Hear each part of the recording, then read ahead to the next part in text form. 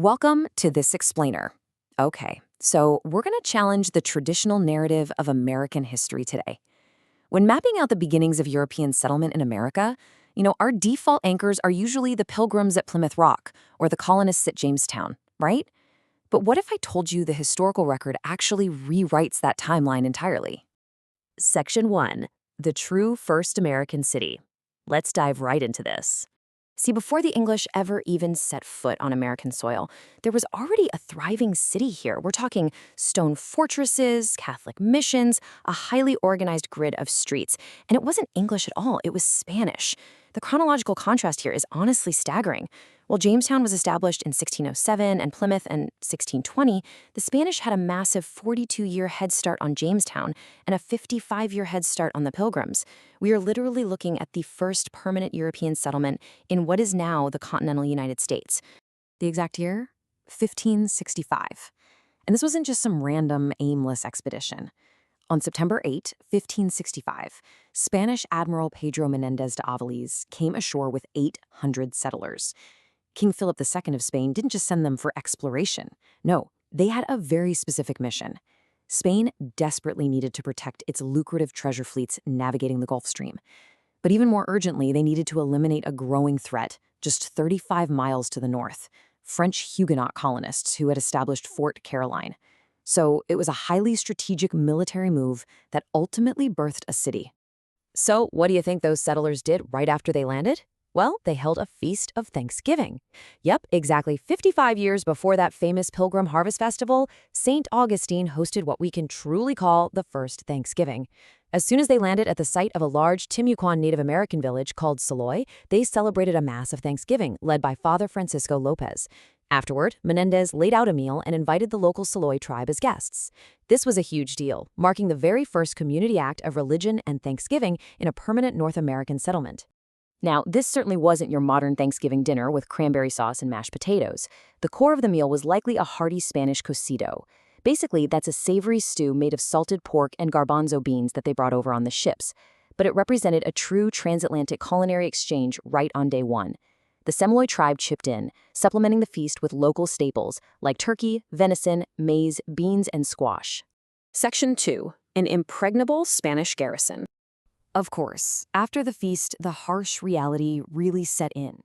For its first few decades, St. Augustine was strictly a garrison town, a coastal military outpost meticulously laid out according to the Spanish colonial laws of the Indies. But life here was incredibly volatile. The city was basically a giant target on a map for rival empires. In 1586, the English sea raider Sir Francis Drake plundered it. In 1702, Governor James Moore of Carolina burned it. And in 1740, it was besieged by British General James Oglethorpe. These relentless attacks forced the Spanish to figure something out, because wooden walls, they simply weren't cutting it anymore.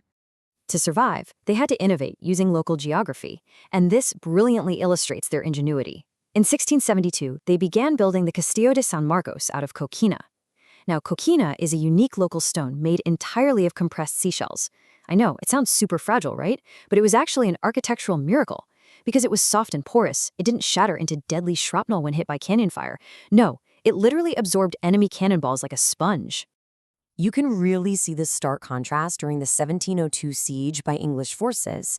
The wooden town of St. Augustine was highly vulnerable and, sadly, completely burned to the ground. But the Castillo de San Marcos, it proved absolutely impregnable. The citizens sheltered inside and the fort held strong. In fact, despite multiple sieges over the centuries, the Castillo never fell to enemy forces in battle, not even once. Section 3. America's first free Black community. St. Augustine wasn't just about Spanish soldiers and European sieges. It's also the site of one of the most remarkable stories of freedom seekers in early America. As early as 1687, enslaved people from the English colonies to the north began escaping and seeking refuge in St. Augustine. The Spanish crown essentially offered a deal. If these escaped individuals converted to Catholicism and served in the local militia to help defend the city, they would be granted freedom. By 1738, Florida Governor Manuel de Montiano officially sanctioned a settlement for them about 2 miles north of the city. It was known as Fort Mossy. And this created a stunning reality. To quote the sources directly, Nearly 200 years before slavery was abolished in the U.S., Black freedom seekers journeyed south instead of north to a place that promised freedom. It's incredible to think about. Fort Mose became the very first legally sanctioned free Black community in what is now the United States. It completely flips the traditional Underground Railroad narrative on its head. Long before people were fleeing north to Canada, they were actually trekking south through dangerous swamps to reach Spanish Florida. Section 4. Changing flags, changing nations. Let's move on and see how this builds over time. Over the next century, the city became the center of a dizzying game of imperial hot potato. So, after nearly 200 years of Spanish rule, the 1763 Treaty of Paris forced Spain to cede Florida to Great Britain. Most of the Spanish population packed up and left for Cuba. But then, just 20 years later in 1783, following the American Revolution, another Treaty of Paris gave Florida right back to Spain. Finally, in 1819, through the Adams-Onis Treaty, Spain ceded Florida to the United States, with the official territory transfer wrapping up in 1821. The Spanish subjects who stayed behind suddenly found themselves as brand new American citizens. And this American period brought its own brand of chaos. During the Seminole Wars, the Great Coquina Fort, now renamed Fort Marion by the Americans, was used to imprison captured Native American leaders, including the famous Osceola. Later on, during the Civil War, even though Florida had seceded with the Confederacy, Union troops peacefully occupied St. Augustine in 1862. And, fascinatingly enough, it was right there in St. Augustine, a southern city, that the Emancipation Proclamation was read aloud on January 1, 1863, freeing the enslaved people in the Union-held territory. Section 5. Henry Flagler's Tourism Revival. Following the Civil War, America's oldest city was falling into deep decline. That is, until Henry Flagler arrived in 1885. Flagler was a former partner in the Standard Oil Company, and he had this grand vision to turn St. Augustine into the Newport of the South. He built vital railroads deep into Florida's remote swamps, making the city accessible. He erected breathtaking palatial hotels, most notably the Hotel Ponce de Leon, and funded local hospitals and churches. He essentially sparked the entire Florida tourism industry as we know it. But crucially, he used Spanish Renaissance Revival architecture for his projects, preserving the city's unique heritage rather than just bulldozing over it. Section 6. A living historical monument.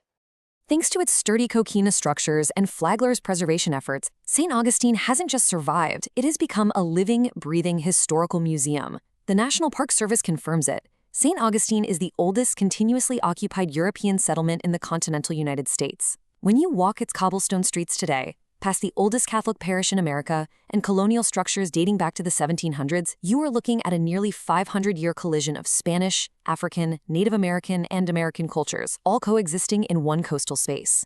So as we wrap up this explainer, I want to leave you with this question to chew on.